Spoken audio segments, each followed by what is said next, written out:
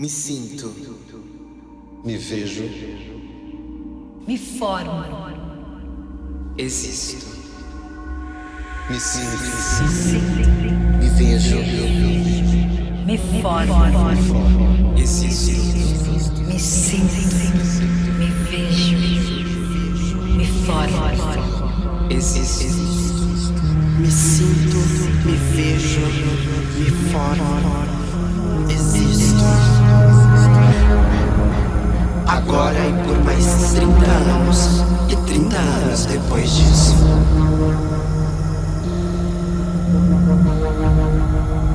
Me apresento e me represento como arte, carne, corpo e movimento.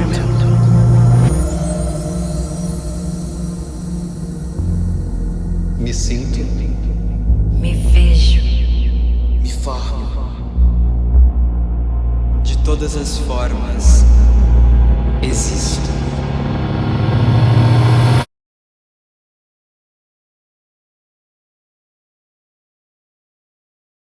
Boa tarde, pessoal. Sejam bem-vindos à Biblioteca Mário de Andrade, ao Mix Literário, ao Festival Mix Brasil. A gente está muito contente de estar ocupando esse espaço novamente aqui esse ano, principalmente porque a gente começou a primeira edição do Mix Literário há 5 anos atrás, bem quando o Coiso foi eleito. E agora a gente está comemorando 5 anos e 30 anos do Festival Mix Brasil, com essa alegria de tirar essas toneladas das costas, né? É um outro momento para a gente.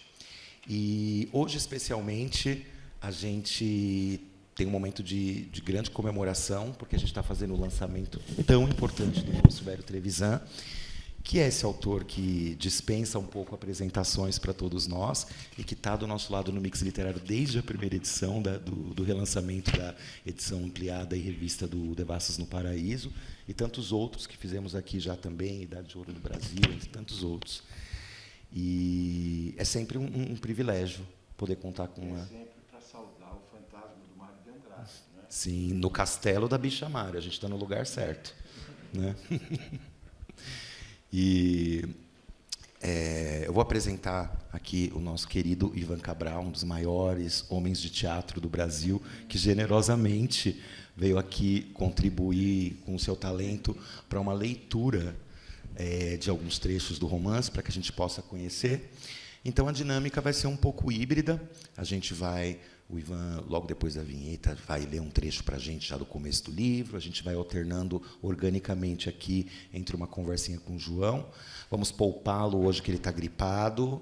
Vamos tentar não abraçar, não tocar, vamos evitar, né? Está passando um papelzinho aí, para quem ainda não escreveu, que vai ser sorteado um exemplar. Quem tiver também, assina também, porque faz o livro circular para um amiguinho que sabe que vai gostar, né? E é isso. Queria só, antes então da gente começar, convidar vocês para os próximos encontros do Mix Literário, que vão acontecer aqui na biblioteca e também no nosso Instagram, @mix.literário, até o dia 19. Tá? No dia 20, a gente também anuncia os ganhadores dos prêmios Mix Literário, Caio Fernando Abreu. E é isto. Muito obrigado pela presença. Estamos filmando também no Instagram, vai ter o registro dessa conversa no YouTube depois. O Ivan, então, vai ler para a gente a abertura do romance. No princípio, não havia luz sobre a face do abismo. Ao contrário do que se acredita, não existia nem mesmo escuridão, já que o germen da luz supõe o seu contrário. Havia antes ausência, manifesta numa difusa impressão de letargia, insignificância, desalento. No começo, o Criador tinha diante de si a perfeita inexatidão das formas e não sabia se mover dentro da perplexidade, essa mesma que circundava seus abismos. Sem conseguir se acostumar com a perenidade recém-descoberta, o Criador inquietou-se e teve uma primeira eructação. Nascia então uma coisa. O Criador aprendeu-a, sem nada compreender, e chamou-a palavra. Girou-a, rompeu-a, rejuntou-a. ficou pasmo ante a inutilidade de sua criação. Ainda assim, imprimiu forma e movimento a cada consoante. Inventou as cores das vogais: A preto, E branco, I vermelho, O azul, U verde. Depois, sempre sem entender, tentou dar sentidos diversos à palavra, de modo a criar até incongruências. Mas a palavra resistiu no desejo do Criador, manteve-se fiel a si mesma. O Criador dedicou-se ao exercício morfológico e sofreu várias metamorfoses que se revelaram, de certo modo, úteis à sua divindade. Depois, por puro tédio, enviou a palavra para anunciar o que viu nos abismos. O que preexistia atualizava-se agora através dela, mas perdurava no ar a incômoda certeza de que o sentido do verbo só seria apreendido muito mais tarde. Mal conformado ante o enigma, o Criador perguntou-se quem seria digno de abrir o livro e romper os selos. Só uns poucos, pensou. Justamente aqueles que, utilizando minha espada, abrirem o próprio ventre para decifrar seus intestinos. Desse modo, é que prosseguirão as metamorfoses da palavra. O Criador cochilou. Saudoso das visões, submergiu em si mesmo, como fizera sempre, por puro lazer de divindade. Só tarde depois percebeu que, tendo anteriormente instaurado o lado de fora, seu mergulho tornara-se para dentro, de modo que acabava de estourar as fronteiras com o mundo. Pensando simplesmente submergir, despencara. Abriu-se então para ele um abismo de formas enigmáticas que ia encontrando no lado interior.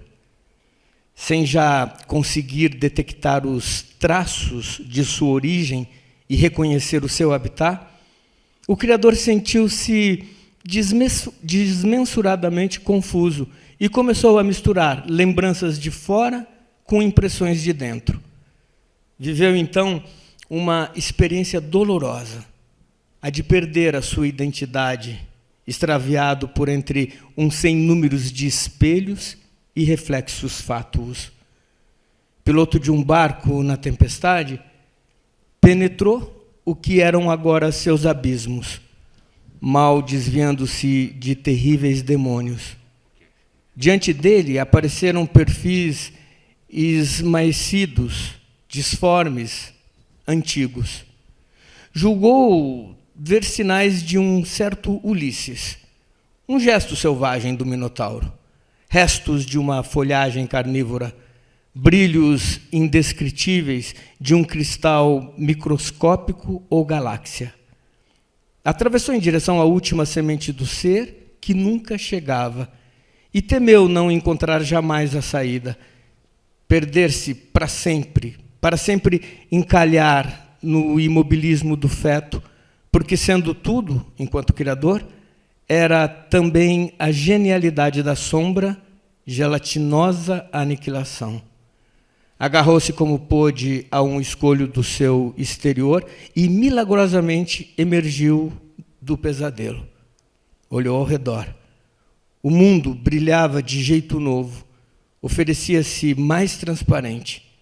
O Criador sentiu-se extenuado como um viajante que regressa de riquíssima e perigosa expedição.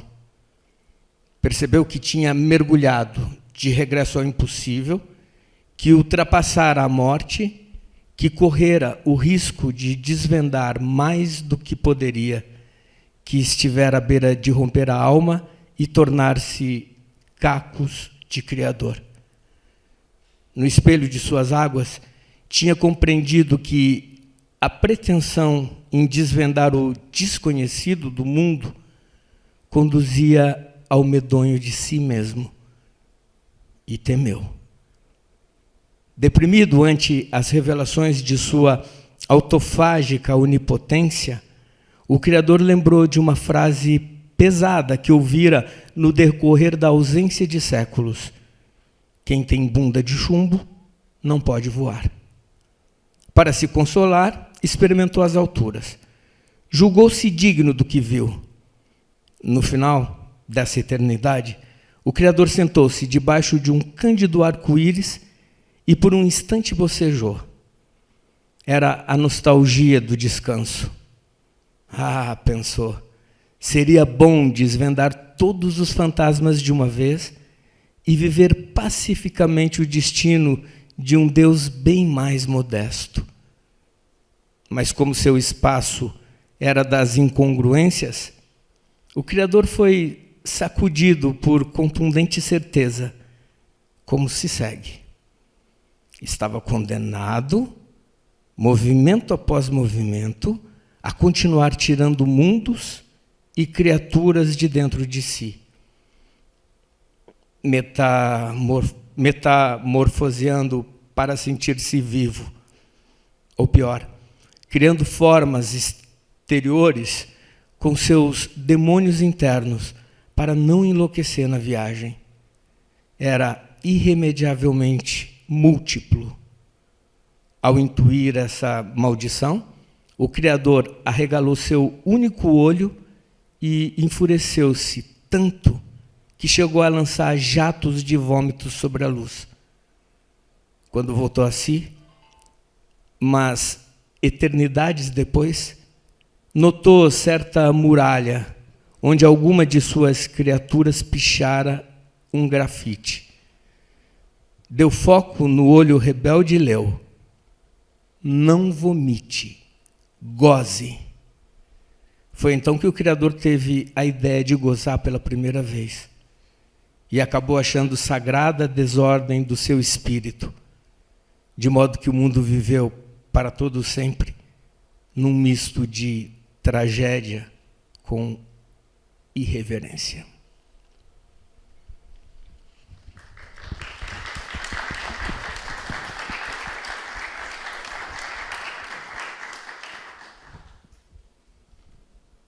Boa tarde a vocês. Muito obrigado por estarem aqui nessa tarde de domingo. Eu sugeri ao Ivan que lesse essa abertura, porque ela condensa muito do que é Vagas Notícias de Melinha Marchiotti, mas também muito do que eu pensava na época. Este foi o primeiro romance que eu escrevi. Ele não foi publicado como sendo o primeiro. Antes saiu Em Nome do Desejo, que, na verdade, foi escrito depois. Eu tive muita dificuldade para publicar a primeira edição de Vagas Notícias. Eu me lembro de um editor no Rio de Janeiro. Ele estava na ponta de uma sala muito comprida, e eu entrei com a xerox do livro, anos 80, uma xerox desta grossura, debaixo do braço. Ele estava no telefone, ele tampou o fone e gritou para mim: não dá para cortar, não? E era assim que se iniciavam as conversas sobre o livro. O mais absoluto desinteresse.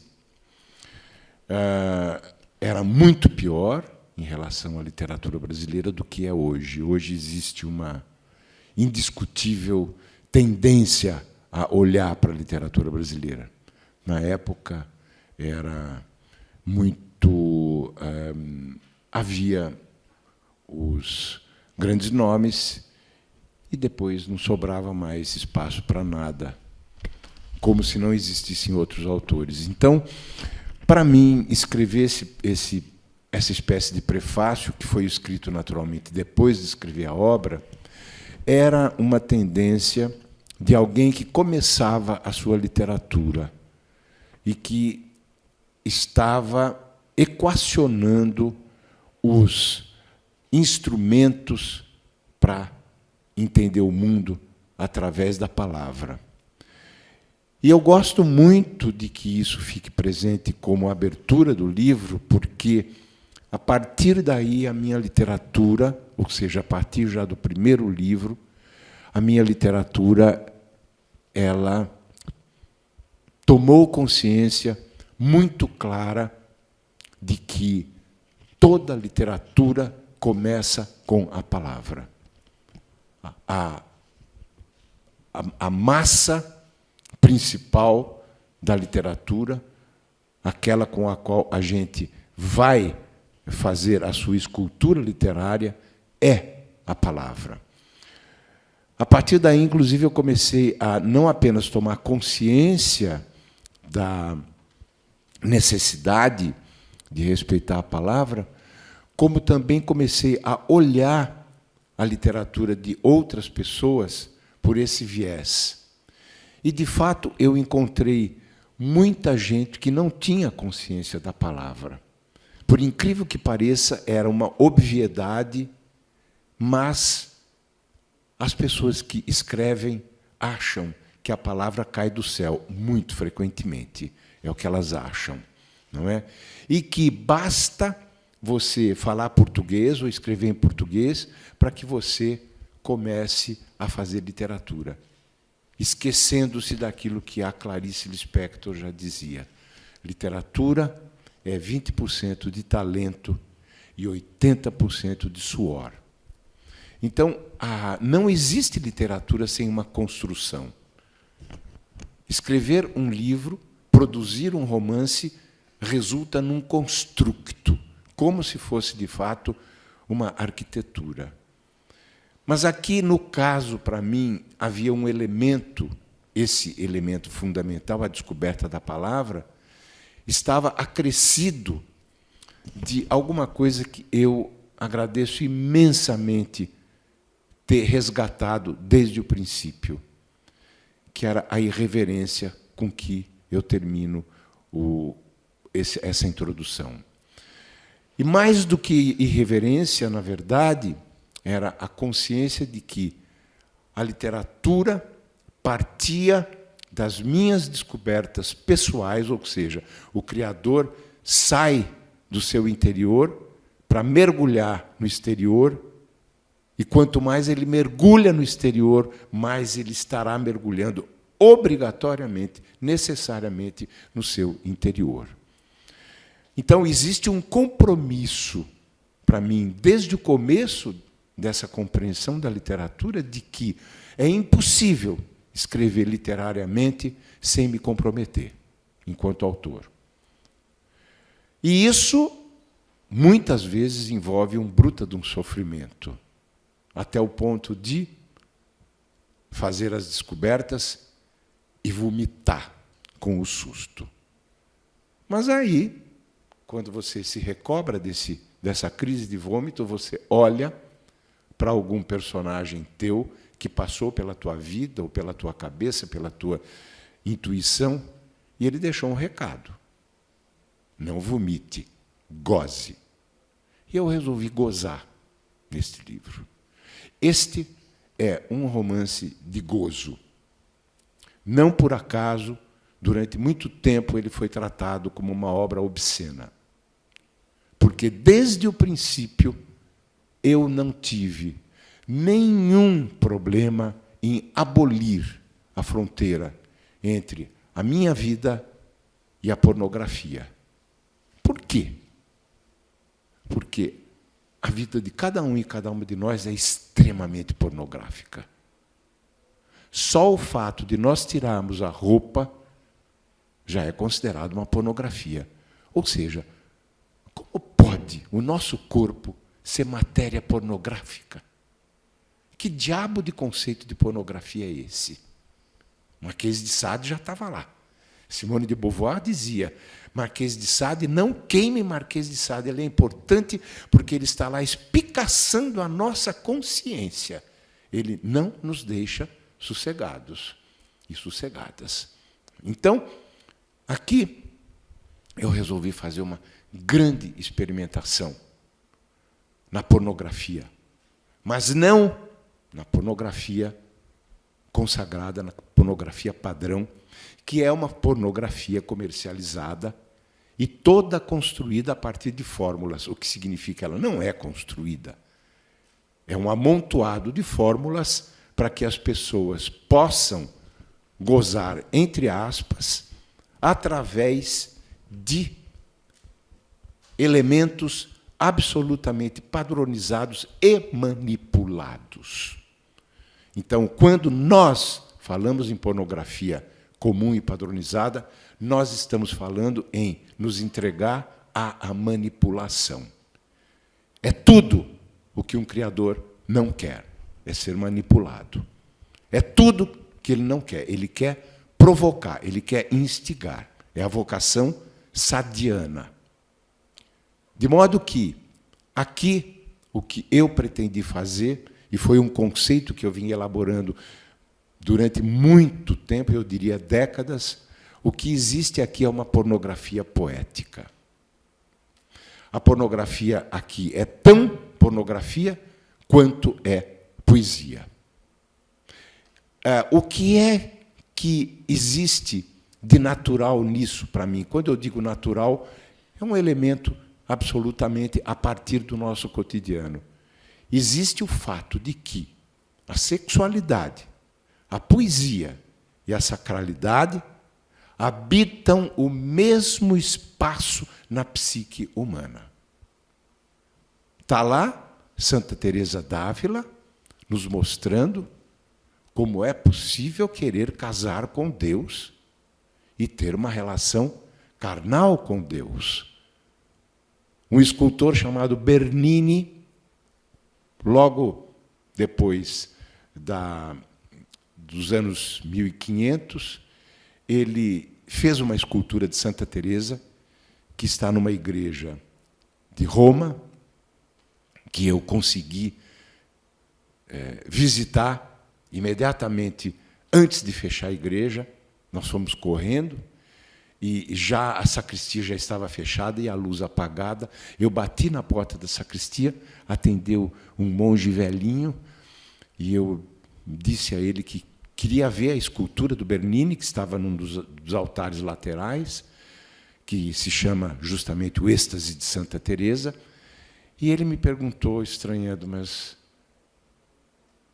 de onde é que você é? Eu disse, do Brasil. Ah, eu morei 28 anos no Brasil. E aí começou a farra. Ele acendeu a luz, e o que eu vi foi Santa Teresa tendo um orgasmo. Bernini, no Êxtase de Santa Teresa, ele descreveu um orgasmo. Até o hábito sagrado de Santa Teresa não resistiu e está todo enrolado, como era, obviamente, o tipo de estilística do barroco daquele período.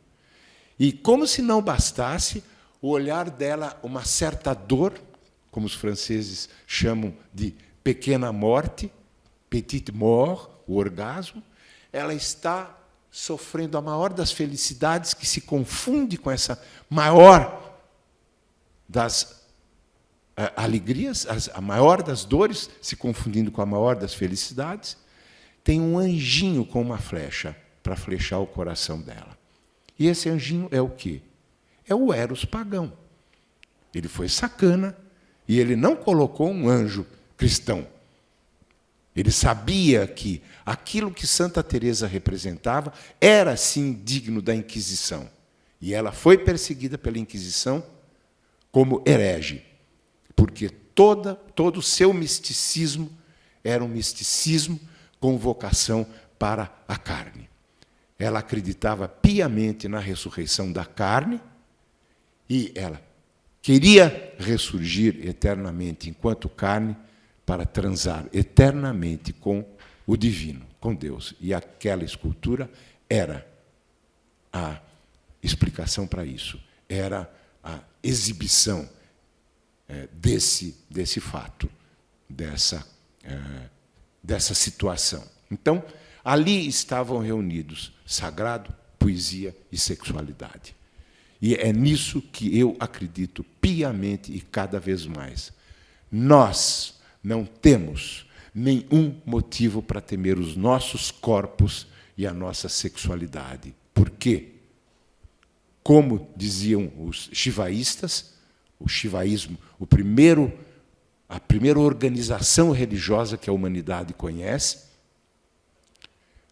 o ponto máximo de felicidade, de encontro com o sagrado, porque Deus quer a nossa felicidade, esse ponto máximo é o orgasmo. É o momento em que nos encontramos com Deus, nos encontramos com o divino. Portanto, para mim, Vagas Notícias de Melinha Marchiotti era basicamente esse emaranhado de mistérios. E ele continuou sendo um emaranhado de mistérios deste país miserável por muitas décadas, sendo recusado pela academia, pela crítica, tanto que eu adiei o lançamento em abril, eu fiz o lançamento em abril de 1984, adiando uma viagem com uma bolsa para a Alemanha, porque eu tinha essa bolsa e não podia abrir mão.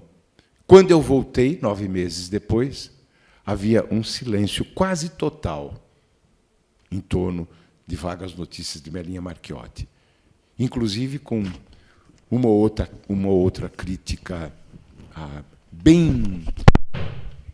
Que susto.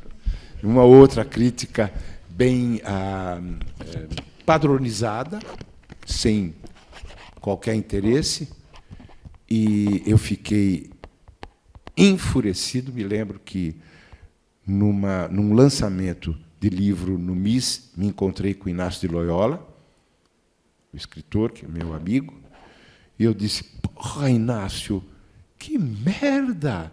A gente escreve um livro, eu demorei mais de 5 anos para escrever esse livro, entregando a minha alma, e eu recebo de resposta esse silêncio, como diria o grande poeta Roberto Piva, essa conspiração do silêncio. E ele me respondeu: ué, Trevisan, você escreveu um livro para ser entendido daqui a 50 anos.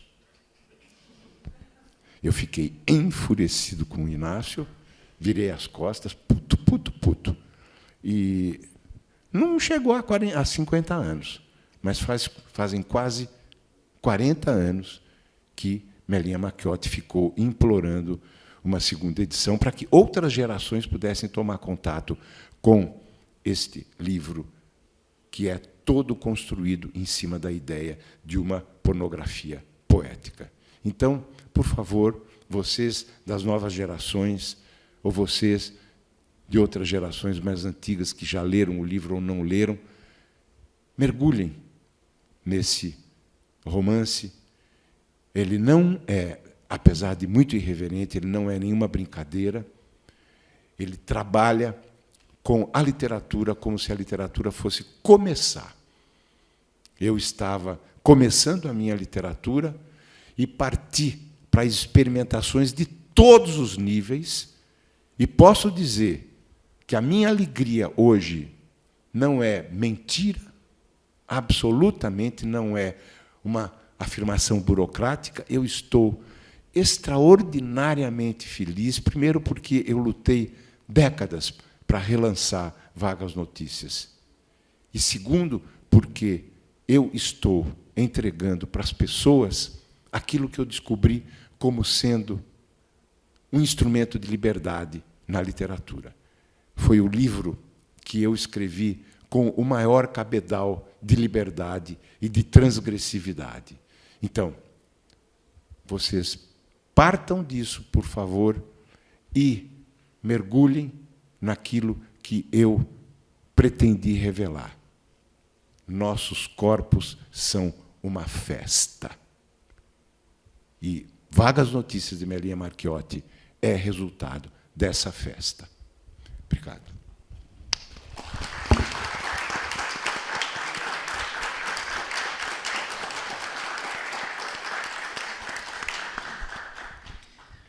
João Silvério, você falou bastante dessa experimentação. Eu acho até que esse termo experimentação quase nem se adequa tanto, porque tantos escritores hoje se colocam como experimentais apenas porque estão fazendo livros não lineares, né? Eu acho que esse livro vai muito além dessa não linearidade, né? Em algum momento, um dos críticos do livro fala da radicalidade, né? De pensar a partir da raiz. E você segue uma linha quase do grande farol aí da poesia francesa e mundial, Rimbaud, que eu acho que já tem ecos dele nesse prefácio, né? Dessa experimentação que inclui a vida. Você queria se transformar nessa experimentação, né? Para quem não sabe muito do que se trata, esse romance, é importante talvez mencionar que são várias linhas narrativas acontecendo ao mesmo tempo num jogo de espelhos, né? Existe o João Silvério Trevisan, escritor, que é um personagem que não necessariamente corresponde a tudo que está acontecendo na realidade, mas reflete grande parte da sua realidade. Existe essa personagem que o escritor está buscando, essa Melinha Marchiotti, que foi uma mulher do interior de São Paulo, que cometeu uma série de transgressividades na sua família, casar com um homem negro, ser uma mulher que goza, ser uma mulher que transgride a razão em direção à loucura. Existe a tia Lena, que é a tia Helena da sua família mesmo, que ela foi tida como louca por causa de um conservadorismo da sua família e do interior paulista. E essas duas figuras, da tia Helena e da Melinha, não coincidem, né? Existe uma grande paixão pelo Pepo, no começo dos anos 80, em que essa poesia pornográfica, essa pornografia poética aparece com grande potência, né? Que é o parceiro do escritor, não é? Que é o escritor que está escrevendo esse livro chamado Vagas Notícias de Melinha Marchiotti. E, além de todas essas linhas narrativas acontecendo e jogando, a gente nunca tem certeza de nada, porque o próprio narrador e o próprio escritor estão colocando para a gente a questão da não assertividade da literatura, exatamente, das várias versões do que pode acontecer, e de uma questão que está muito forte hoje em dia, que é a questão do próprio erro e da falha, né? Que você traz como constitutivo do próprio romance, de propósito, né? O erro e a falha acontecendo ali, para não ser essa literatura iluminadora, né? E é extremamente, como o Ivan notou, visionário, porque nós ainda estamos chegando. Eu realmente acredito que só daqui 10 anos, quando fizer 50, é que vão entender. Eu acho que o Inácio tinha razão. E como que qual era a importância desse jogo de espelhos? Por que esse jogo de espelhos entre tantas personagens? Você pode contar um pouquinho? Sim, claro.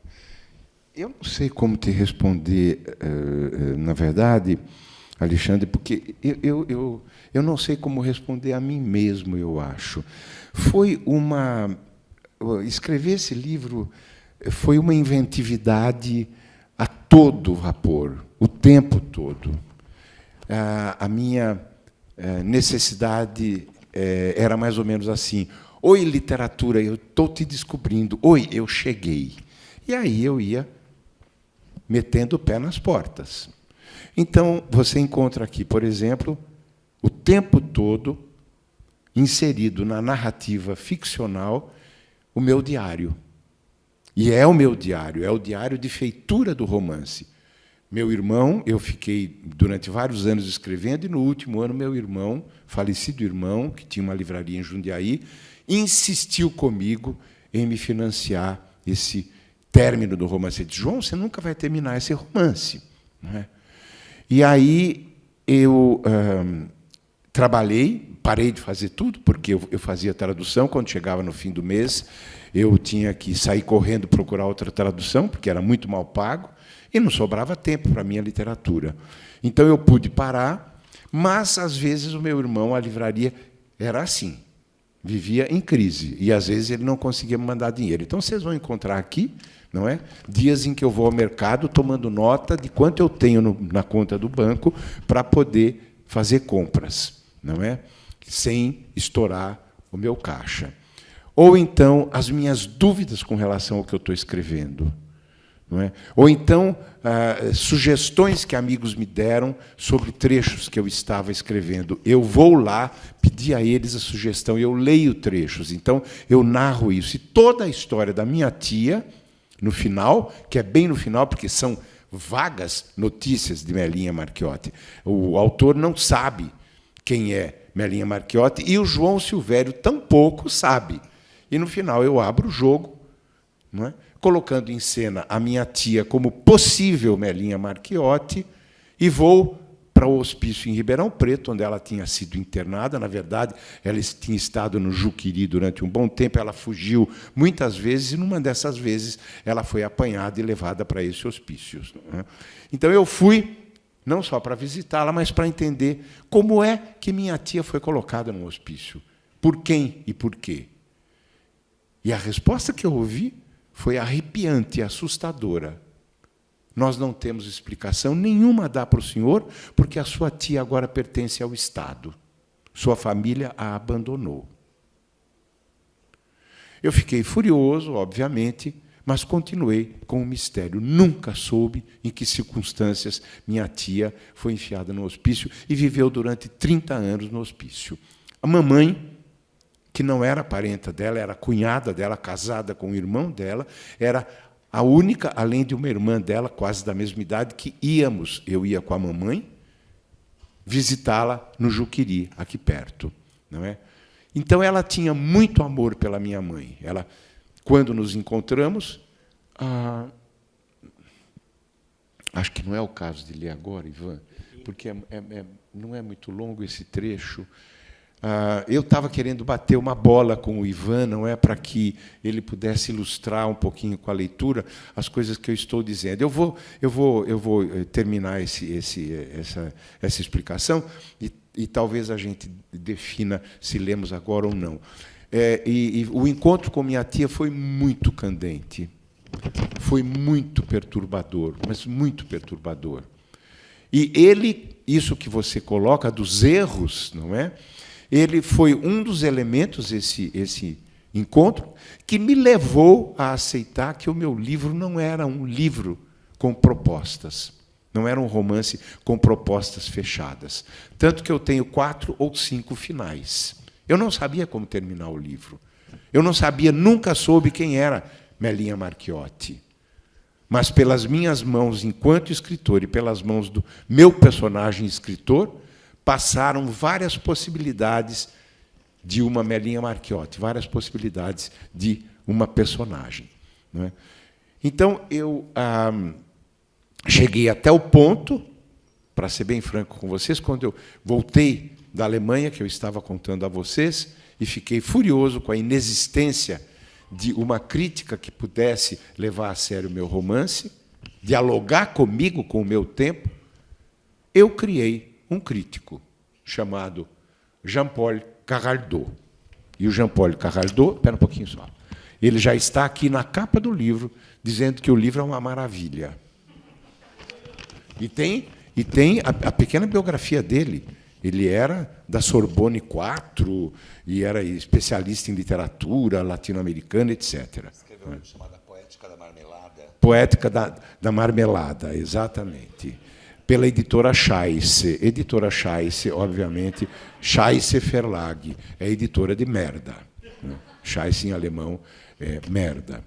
Então, e aí, esse artigo está na nova edição, não é? Juntamente com um artigo de um professor jovem que descobriu Melinha Marchiotti e que aproxima Melinha Marchiotti de Paul B. Preciado. Quando eu li isso, eu disse, como assim? Eu estava antecipando Preciado.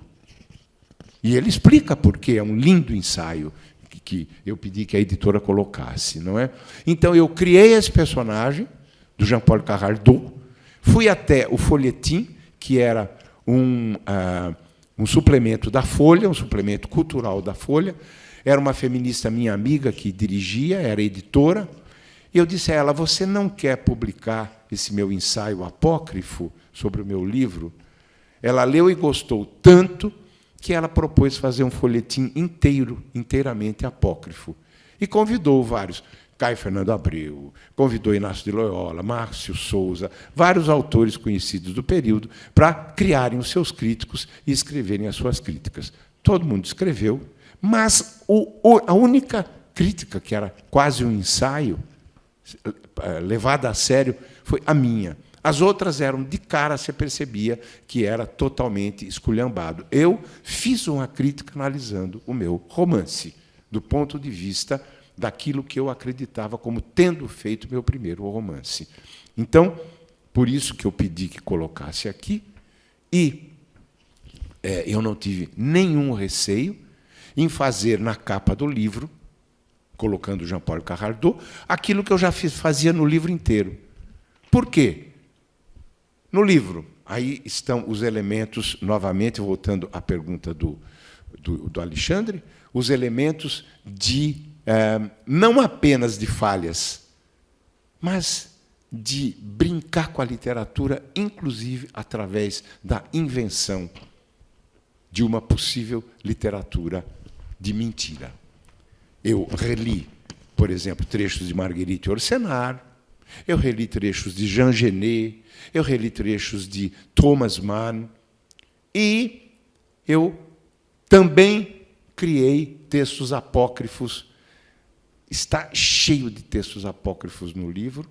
Eu tenho, por exemplo, uma troca de cartas entre Thomas Mann, era Dostoiévski, eu não me lembro. Não, eu não lembro agora, era Thomas Mann.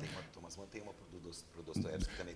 Não, mas eu não me lembro se o Thomas Mann era Dostoiévski, porque tem Dostoiévski trocando cartas com Bakunin, tudo carta inventada por mim, discutindo quem é Melinha Marchiotti. Mas usando todos os elementos, por exemplo, do Freud, não é? Fazendo uma análise o problema com o irmão mais velho, a possível fantasia de um incesto, etc. E tem coisas bem picantes. Tem uma palestra do alemão Magnus Hirschfeld, que foi quem criou o primeiro centro de estudos de sexualidade dissidente. Ele estudava profundamente, ele próprio era um homossexual, estudava profundamente questões relacionadas à homossexualidade. Rascunho de uma carta inédita de Freud a Thomas Mann. Pronto, com o Thomas Mann. E depois tem o Dostoiévski com o Bakunin. E tem essa palestra do Magnus Hirschfeld, esse doutor e sexólogo, para um grupo de cientistas russos do período soviético, que era muito avançado, o início da sociedade soviética, muito avançado em todos os sentidos, e quando chegou Stalin, acabou com tudo, virou aquele ditador feroz, não é? E burro e conservador. Mas, de início, havia, inclusive, uma literatura de vanguarda, uma pintura de vanguarda, etc. E ele faz essa palestra, que, de fato, aconteceu, mas não essa palestra, porque ele dá uma aula sobre como o esfíncter pode relaxar. Então, lentamente, você vai percebendo a sacanagem da palestra. Ele não está fazendo uma demonstração abstrata. Ele está contando de uma transa em que o esfíncter vai sendo relaxado e aberto na penetração. Então, essas coisas todas constam do livro.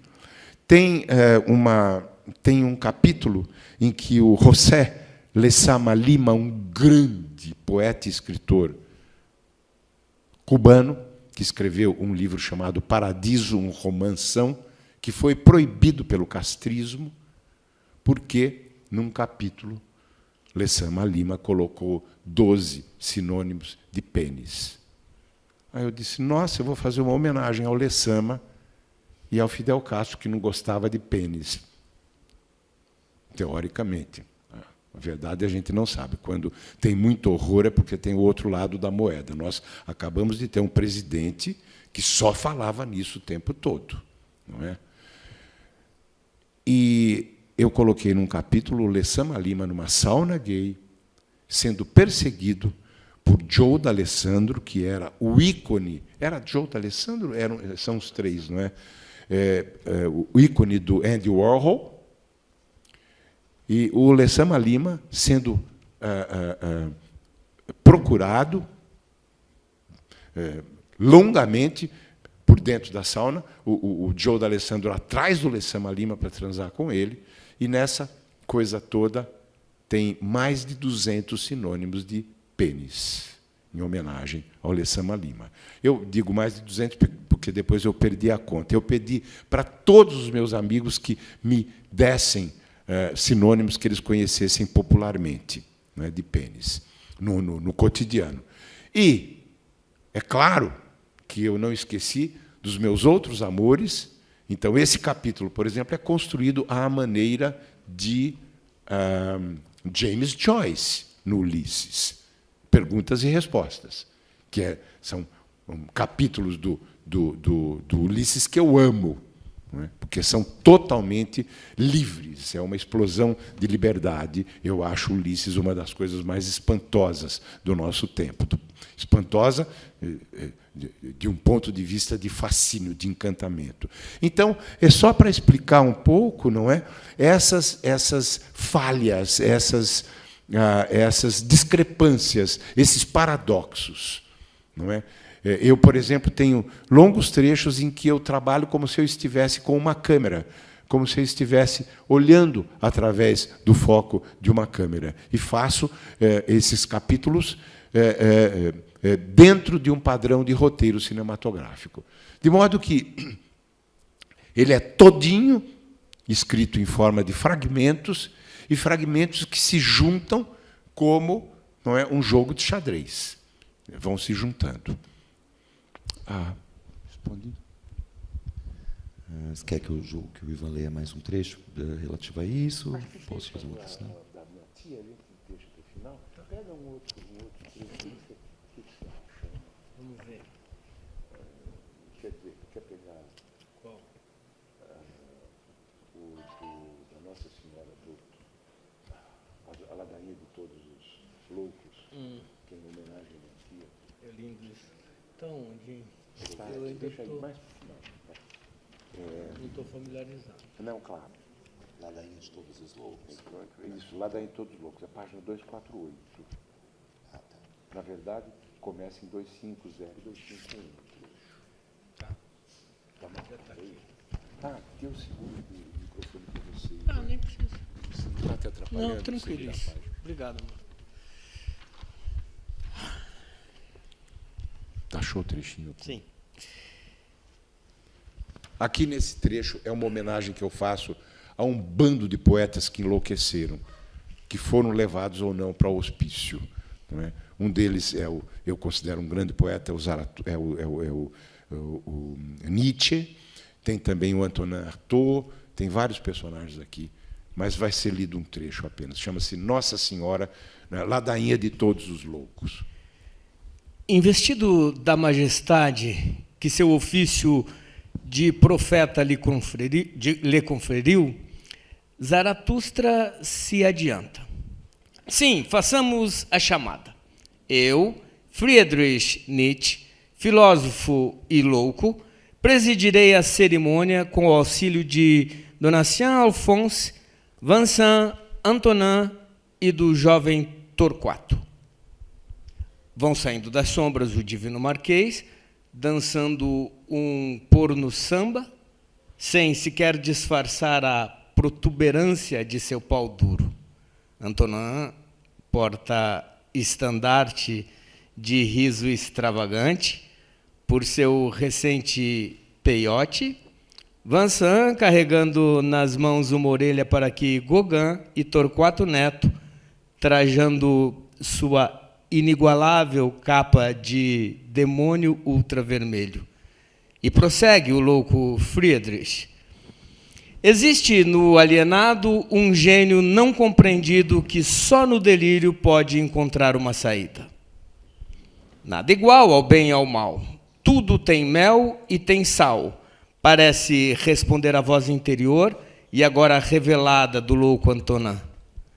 No que ecoa de novo a voz wagneriana com a mesma dimensão côncava dos mortos. E o espírito do homem, o que é honorável, Schelling, ele me responde: o espírito é uma ente que procede de um não ente, assim como o entendimento fundamenta-se no não entendimento. Portanto, a essência mais profunda do espírito humano parece residir na loucura. Daí, eu lhes digo que a loucura é necessária para o gênio. Sem ela também não existe poesia.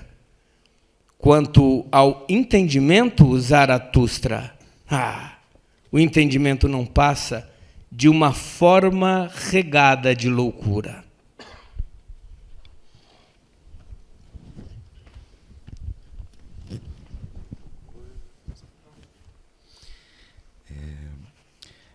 Sobre a figura ainda da Melinha, eu não consigo deixar de notar que esse livro, publicado em 1984, teve na sequência 2 outros livros de 2 outros autores tão importantes quanto você.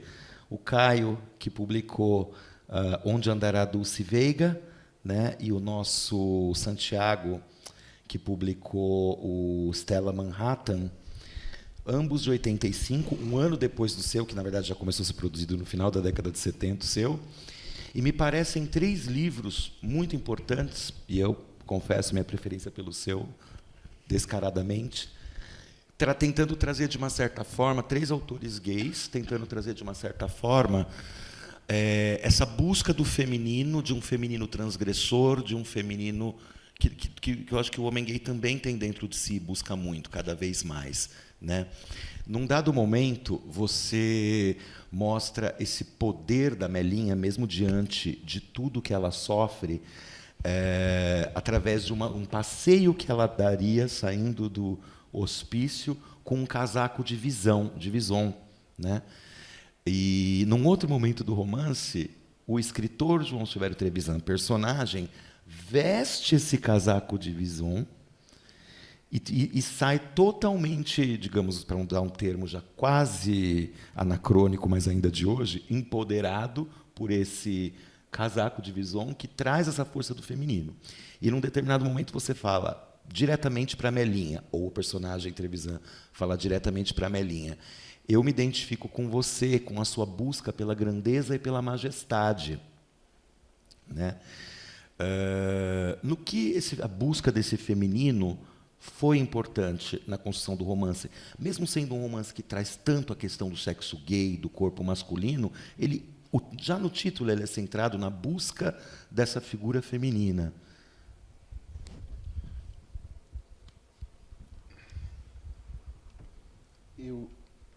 Eu tenho trechos inteiros aqui trabalhando essa ambiguidade. Eu vou responder rapidamente sobre o capítulo Visões de Vison, que é quando Melinha é convidada a sair do hospício e ela não sabe que... na verdade, ela é convidada a sair, ela entrou para um hospital tuberculosa, que de fato aconteceu com minha tia, e eu aventei a hipótese de que, ao sair do hospital curada, ela tenha sido levada diretamente para o hospício. Ela saiu do sanatório para tuberculosos e teria sido levada para o hospício. Então, eu construí essa cena em que Melinha acha que ela finalmente vai para casa. E, quando ela se dá conta, ela está sendo levada para o sanatório. Então, tem a majestade de Melinha desfilando pelo sanatório, dizendo adeus ao sanatório, vestida com esse casaco de vison, que ela havia comprado e que, na verdade, minha tia comprou. Por quê? Supostamente, os meus parentes dela, eu digo supostamente porque não há nenhum documento comprovando isso, apenas histórias da família. 2 irmãs teriam sido deserdadas, ela e uma outra que morava muito longe da cidade onde estavam os Trevisan da minha família. E, quando ela descobriu, incentivada pelo marido, que era um bom vivant, ela resolveu entrar com um advogado e conseguiu receber a sua herança. E aí eles foram passear com esse dinheiro. E uma das coisas que ela fez foi comprar um casaco de Vison. Ela provavelmente gastou tudo da herança dela naquele casaco de Vison. Não é? E eu precisava muito desse casaco de Vison para escrever esse capítulo. Eu fui achar, através de uma professora de grego da USP, Meire, que era minha querida, e casada com um sociólogo, que depois entrou para o serviço diplomático, e a Meire conseguiu descobrir que na família dele alguém tinha um casaco de Vison. E lá fui eu, com uma tabuinha, papel, vesti esse casaco de Vison e fui escrevendo. Fui escrevendo direto, tomado por esse casaco de Vison e investido, não apenas do casaco, mas de Melinha Marchiotti dentro do casaco.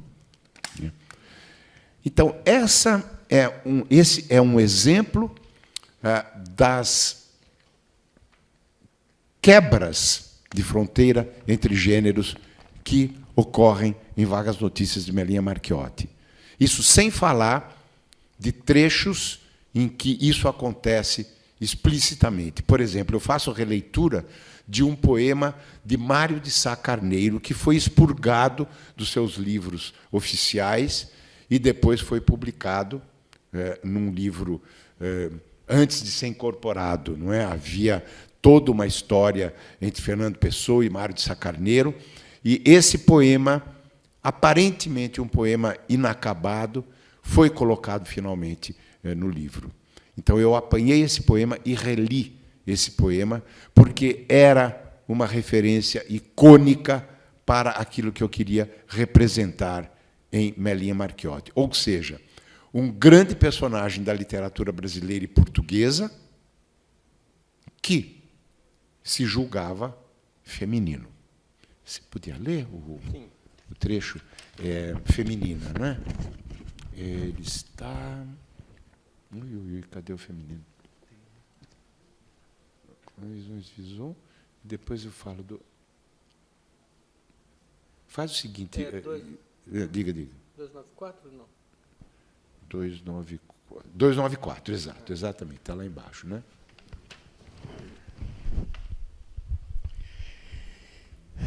O poema dele se chama Feminina.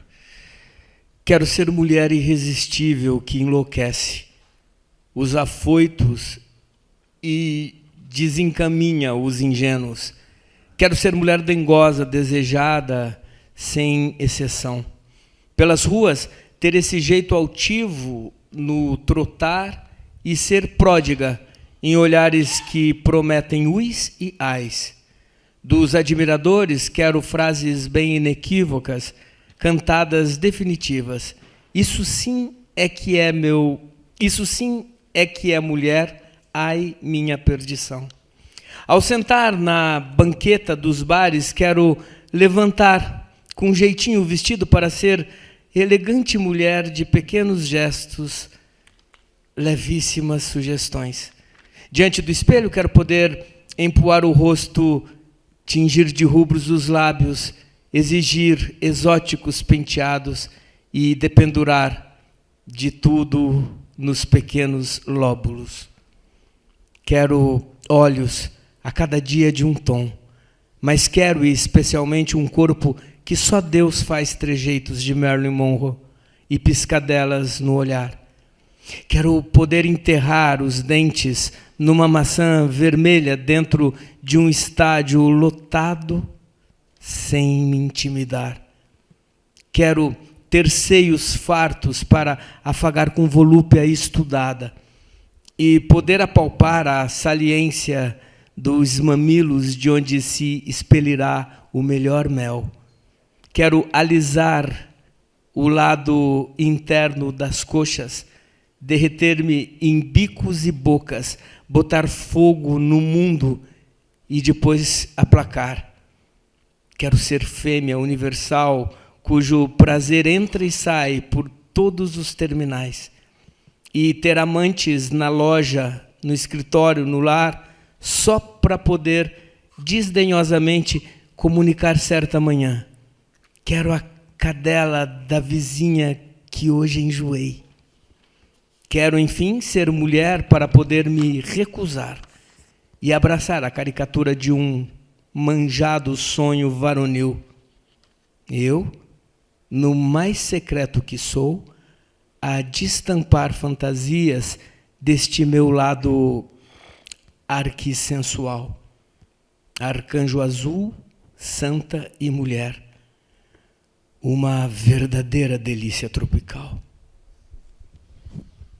Bom, é claro, eu mexo com os estereótipos, irreverentemente, mas a minha tentativa no romance o tempo todo é tirar esse estigma do passivo. Vejam, eu comecei no meu primeiro romance, e o último livro que eu publiquei, na verdade, também uma segunda edição revista, no caso, revista ampliada, 6 balas num buraco só, discute exatamente o estigma da passividade entre homens. O grande medo e atração da passividade no macho tóxico. Então, há toda uma continuidade de abordagens e debates a esse respeito. É algo que eu considero fundamental, e com os 6 balas num buraco só, de fato, que é um estudo muito complexo, multidisciplinar, eu tentei puxar todas as pontas e levantar todos os tapetes possíveis em psicanálise, em psicologia, em artes, no cinema, na arqueologia, na história, na política. Tem, por exemplo, um capítulo, aliás, mais de um capítulo, sobre a era Bolsonaro e o significado da obsessão pelo falo, não é? Porque nós estamos falando de uma sociedade patriarcal falocrática, sempre. E aqui, nesse romance, ainda que eu não tenha abordado esse contexto, eu vou comendo pelas bordas através da literatura ficcional. Esse problema desse grande encantamento pelo passivo, não é? Porque para o macho tóxico, para o masculino tóxico, o que se cria é uma barreira contra o masculino, o feminino. Então, o masculino só consegue ter uma definição, como eu menciono em vários momentos dos 6 balas num buraco só, ele só consegue ter algum tipo de definição contrapondo-se ao feminino. Ele não consegue se definir. Ele sempre se define em relação ao feminino, que é o seu grande fascínio e o seu grande terror: ser castrado. Então, para o masculino tóxico, a mulher é a grande castrada e, ao mesmo tempo, é o objeto predileto da sua violência.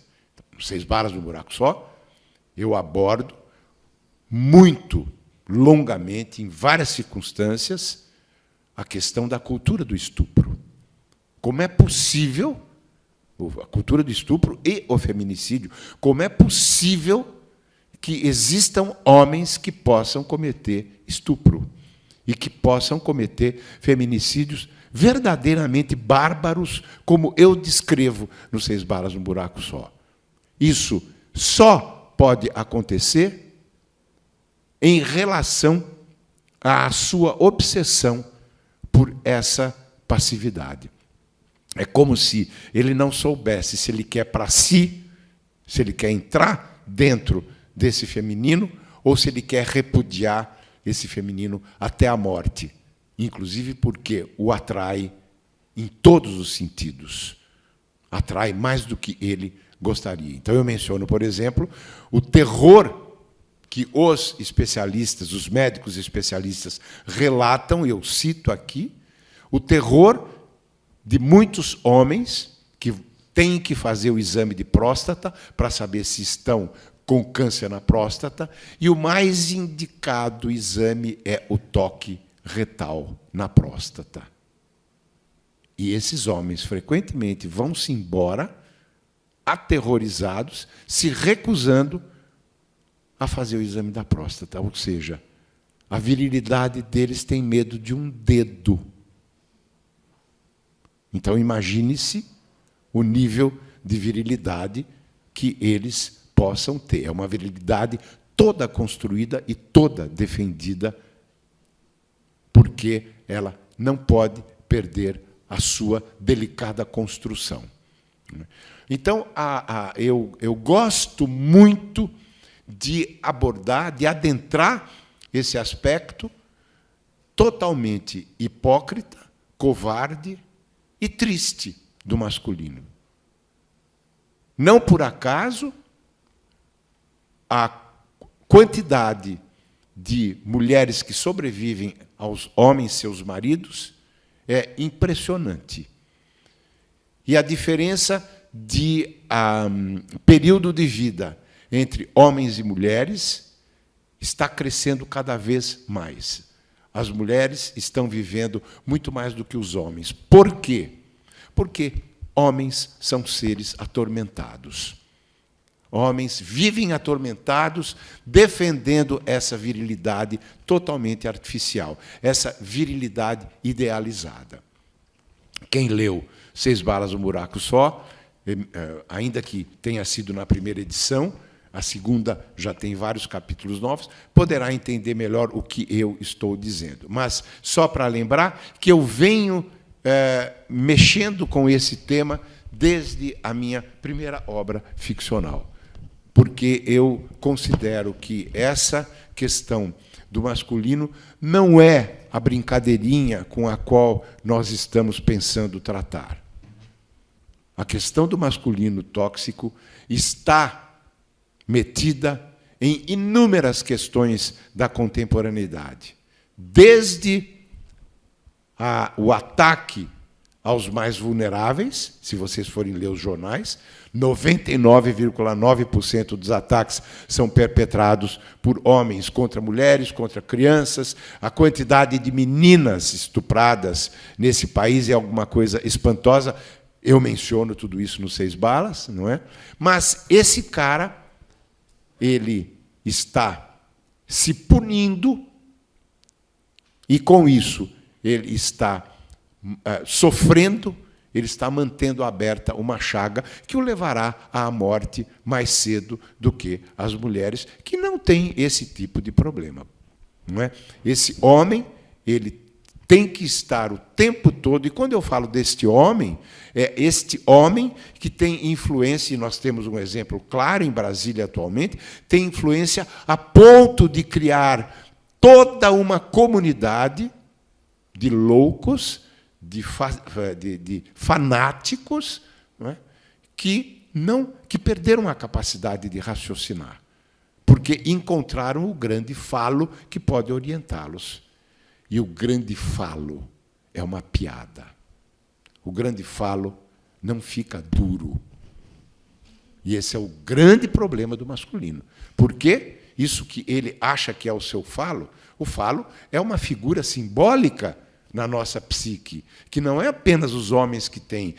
As crianças têm o seu tipo de sexualidade, as mulheres têm o seu tipo de sexualidade, e ali está a presença desse elemento fálico, que é um elemento de proposição, é um elemento de poder, não é? Nós falamos tanto em empoderamento das mulheres atualmente, e o homem acha, ele confunde o seu pênis com o seu falo.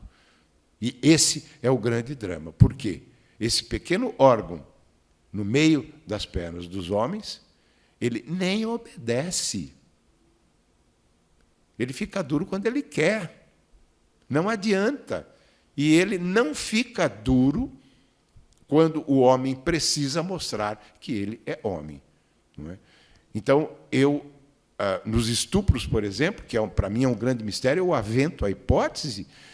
Uma das possibilidades é de que eu, na verdade, no 6 Balas, um Buraco Só, eu menciono pelo menos um caso em que o homem mata a mulher, sob pretexto de que ele não ficou de pau duro, e a culpa é dela, porque ela não o deixou excitado, então ele a mata, né, para não revelar, obviamente, o seu fiasco. E aí vem a história do dedo. E se o meu pênis endurecer neste momento do exame de toque retal? É uma vergonha sem tamanho. Então, preferem ir embora do consultório e não fazer esse exame e correr o risco de morrer com câncer na próstata. Existem outros exames, um dos mais efetivos, se não o mais efetivo, para saber se a próstata está arredondada, se ela está demasiadamente grande, etc. Eu não sei, acho que respondi.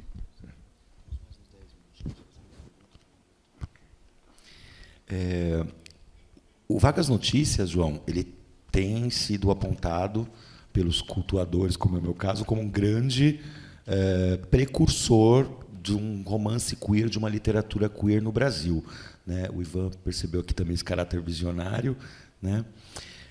Eu, assim, na minha primeira leitura desse livro, eu atribuo esse caráter de precursor queer pelo fato de você misturar tantos discursos, sendo o excelente romancista e ensaísta que você é. Então, tem desde os discursos psicanalíticos, em que você tenta analisar qual teria sido o problema possível teu, da tua tia, da Melinha, mostrando um grau de erudição sobre a questão da psicanálise e, ao mesmo tempo, desconstruindo e mostrando como esse discurso não vai ser o suficiente, principalmente dentro de um romance literário, para explicá-la totalmente, né? Você, com muita propriedade, aponta a falha num tom ensaístico dentro do romance, e outras vezes você oscila totalmente para o oposto dessa inteligência ordenadora, no sentido, tem até um momento que você diz: só o imaginário vai me salvar, que desse começo dos anos 80. E, para mim, uma das partes mais gloriosas é um dos muitos finais que o livro tem, em que é totalmente o oposto, então, desse discurso ordenador. Ele é totalmente imagético, poético, e representa, e imaginário, e representa uma orgia de uma linhagem de escritores transgressores de vários séculos no Cemitério da Consolação. Que é uma releitura do Álvares de Azevedo.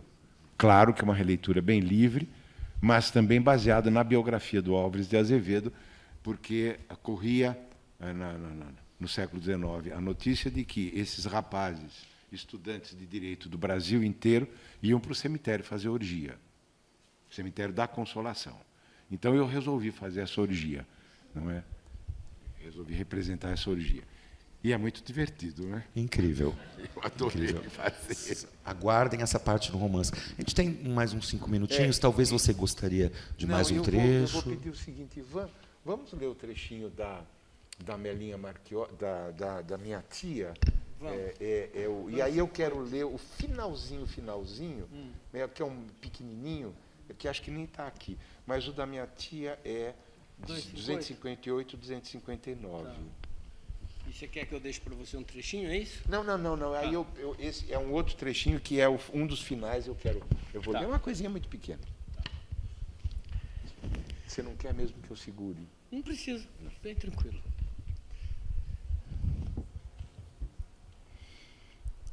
Aí os berros foram suplantados pela voz de tia Helena, lá no fundo do corredor. Seria possível explicar o que aconteceu comigo quando ouvi aquela voz familiar? Desculpe, lê um trecho do meu diário ao visitar minha tia, depois de muitos anos de não ver. Será possível explicar o que aconteceu comigo quando ouvi aquela voz familiar exprimindo uma ansiedade que os corredores amplificavam? Sim, reconheci aquele tom de voz, aquelas modulações e suspiros entrecortados. E, para que os reconhecesse, eu precisava me reintegrar. Eles fundiam vários momentos do passado, daquela nesga frágil de presente que eu era, ali sentado no sofá de assento puído. Mais ainda, aqueles restos de voz me recriavam. Tive a consciência milenar de que eu fora o passado daquele eu que estava sendo no momento. Senti-me encadeado, vindo de longe até ali, penetrando estrangeiro daquele mundo de paredes descoradas, carentes do mais mínimo encanto, mas surpreendentemente parte de mim, familiar num certo sentido. Me levantei. Eu sorria, talvez oscilando entre o sorriso e as lágrimas. Ali em pé, diante da minha tia, se aproximou mais.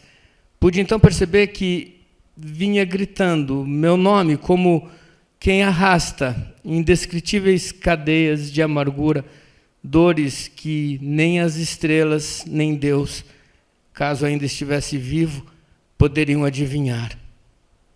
Joãozinho! E vi aquela verdadeira tia, minha tia caçula, condenada, pisoteada, várias vezes morta na lembrança dos irmãos, amassada, empurrada, dobrada. Nesse momento eu sabia o que ela viveria. Eu sim intuía tudo. E como seria possível que tanta infelicidade coubesse dentro do que eu era ali, num instante? Tia Helena vinha correndo, braços abertos para mim. Dava seu amor de presente, correndo em minha direção. Corri para ela, feliz por ser amado. Abracei Helena Trevisan, a louca da família, que me chamava. Joãozinho, Joãozinho Silvério, meu Joãozinho Silvério. Eu a beijei muito enquanto ouvia seus gritos e soluços sem parar. Ai, meu Joãozinho Silvério, ai, meu santinho, Espírito Santo, o Joãozinho Silvério está aqui, veio me ver o Joãozinho Silvério. Bastava muito pouco para ser assim tão amado, pensei. Bastava, naquele momento, ser alguém chamado João Silvério e ter uma tia louca. Digo que sim. Digo que são profundas as feridas do amor. Fosse ela a assassina de todos a quem eu amava, incluindo minha mãe e Pepe, naquele momento eu teria perdoado essa mulher. E ainda sobraria do meu amor. Fiquei mais desconcertado porque sua dor me abençoava. É isso. A crucificada me abençoava. Nossa, como é bonito isso, né?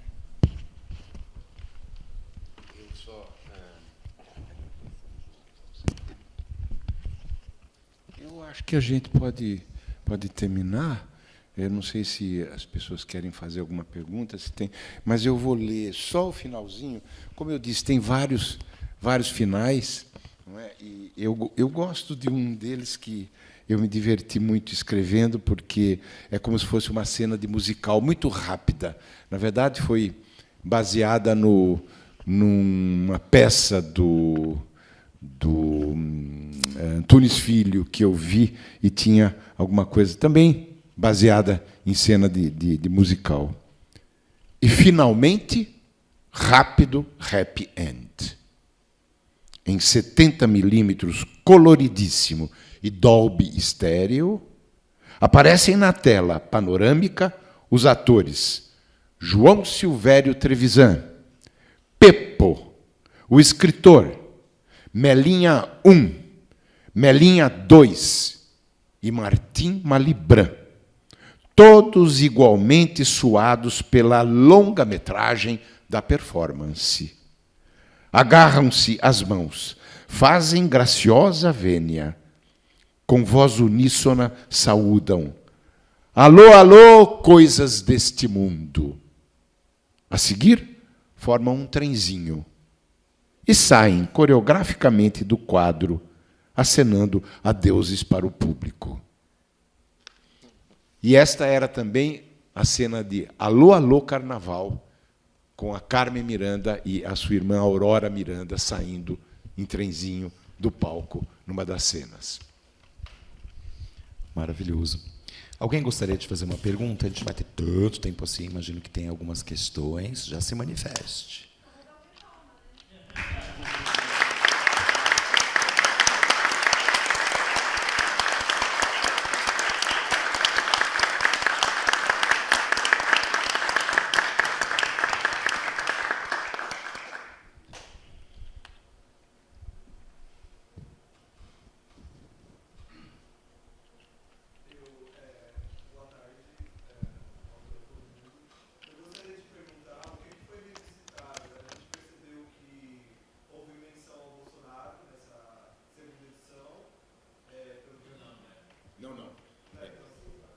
Foi culpa minha, eu misturei, porque eu aproximei o Vagas Notícias primeiro ao último, 6 balas num buraco só, no qual tem mais de um capítulo sobre Bolsonaro e bolsonarismo.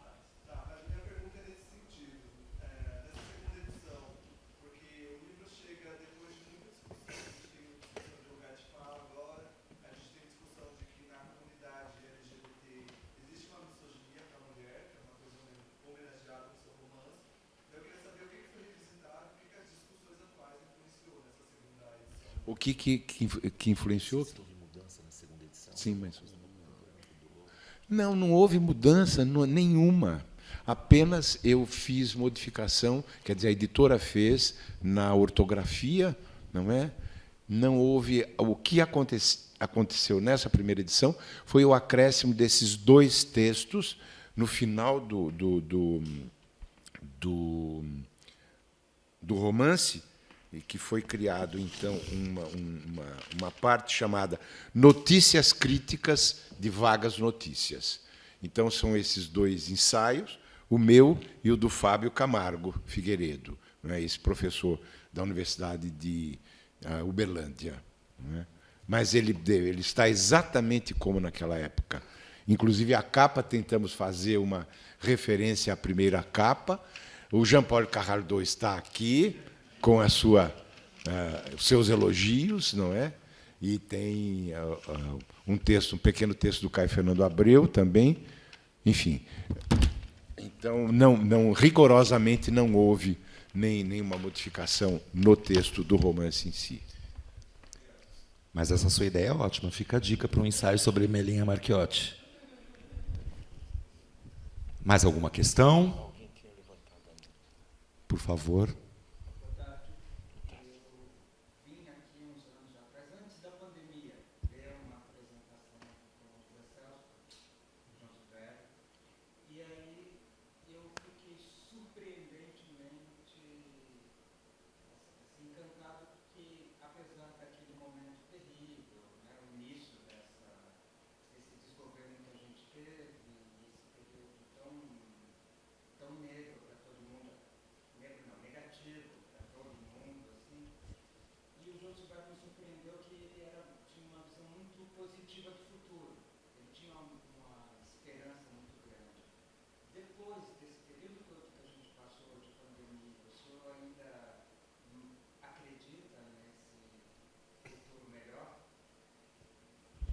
Bom, a primeira coisa que eu preciso dizer é que o Senhor está nos céus. Eu estou na terra, ainda tenho. Já te falei, eu faço questão sempre. Mas é o seguinte, eu me lembro muito bem desse período em que as pessoas estavam desesperadas. E eu dizia, primeiro, esperem, não vão antecipar a nossa dor. Vamos guardar a nossa energia, porque esse cara não vai nos pautar. Nós não podemos permitir que ele nos paute com terrorismo psicológico, que é tudo o que ele quer. É típico do fascismo. Ele começa com o terrorismo psicológico para desconstruir as nossas energias. Então, por favor, a primeira coisa que nós temos que fazer é nos resguardar desse veneno que está circulando. E como é que nós vamos nos resguardar? Porque nós chegamos até aqui. Motivo muito simples. E daqui não vão nos tirar. Eu me lembro que era mais ou menos isso que eu dizia, no sentido de que Nós conquistamos um lugar. Quando eu falo nós, eu me refiro a todas as comunidades, de um modo ou de outro, vulneráveis ou vulnerabilizadas, não é? Desde os indígenas, não é, os povos originários, passando por quilombolas, pela comunidade negra, por LGBTs, por mulheres, por crianças, pelo meio ambiente que é estuprado permanentemente pelo patriarcado falocrático, não é, que adora provocar estupro, inclusive contra a natureza. E aí eu mencionava o seguinte: primeiro, nós chegamos até aqui porque nós construímos uma luta. Não vai ser um Zezinho qualquer que vai chegar, dar um chute e desfazer aquilo que nós construímos. Vai ser muito complicado. Por quê? Porque nós acreditamos na luta que nós construímos. Nós estamos envolvidos nessa luta. E essa luta tem a ver com a esperança. E o que é a esperança? A esperança é sinônimo de amor, é sinônimo de vida, é sinônimo de resistência. Então, pronto.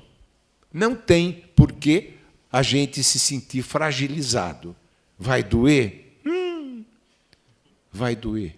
E doeu muito, doeu muito. Eu tive um infarto, eu tive depressão, mas a ordem era resistir. E nós resistimos. E nós resistimos, nós continuamos. Eu, por exemplo, fiz toda a segunda edição do 6 Balas de um Buraco Só durante a pandemia, que eram duas pragas, não é? A praga de Brasília e a praga do vírus, não é? 2 tipos de vírus, na verdade. O Covid-19 e aquele outro Covid lá, que concorria com o 19 e que tentava desmistificar o 19, dizendo que não era uma merdinha. Mas, enfim, então, foi basicamente isso. Eu não vejo como nós podemos sobreviver se não tivermos esperança. Daí porque, no final do Devassos no Paraíso, eu termino com aquela reflexão. Nós somos vagalumes do desejo, e vagalumes brilham mais quanto mais escuro estiver ao seu redor. Isso inspirado em Pasolini, não é? Que lá na comecinho da década de 70, na verdade, final da década de 60, já denunciava a morte dos vagalumes na Itália, provocado por agrotóxico.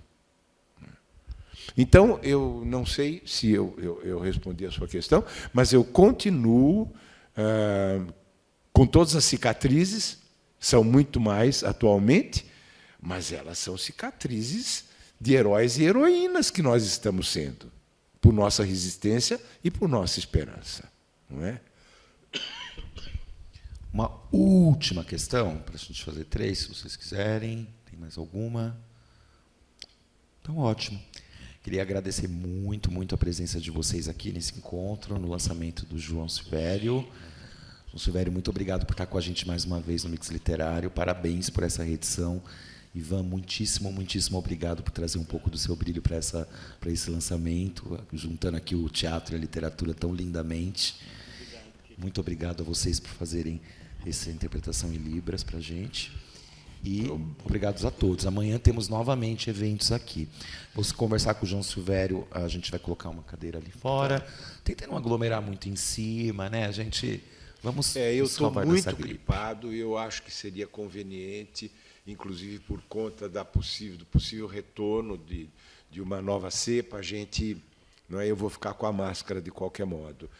E eu queria muitíssimo agradecer vocês, do fundo do meu coração, mas agradecer mesmo, porque eu gosto muito de me expor as minhas dúvidas, expor a trajetória, e isso tem a ver com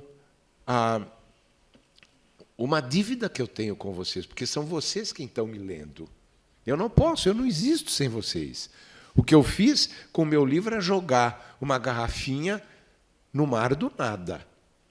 E são vocês quem encontram. Então, eu agradeço muitíssimo a vinda de vocês e peço, o que eu estou deixando melhor de mim é a minha obra. Leiam. Eu não brinquei em serviço. Eu sou um escritor com uma consciência imensa daquilo que significa ser um escritor. No meu livro Ana em Veneza, um dos meus personagens, um pintor alemão que está morrendo, alcoolizado, é um alcoólatra, ele diz para Ana, a mulher dele, que é uma negra brasileira, exilada da África e depois do Brasil, ele diz para ela: nós que produzimos arte, nós somos para-raios. A gente, para encontrar aquilo que a gente tem que expressar, nós temos que ficar na pontinha dos pés, levantar o dedo e receber o raio que vem do céu. E aí esse raio é que vai produzir luz, que é a nossa obra. Então, é um pouco por aí. Eu agradeço a vocês estarem dividindo um pouquinho essa minha função de receber o raio, que não é fácil, mas, no fundo, é uma maravilha. É como criar um mundo. Depois dos 7 dias de muita dor, não é, Alexandre? Não é assim que a gente se sente e depois a gente tem a obra. Então, por favor, a minha obra está à disposição, compartilhem. Muito obrigado por terem vindo aqui, viu?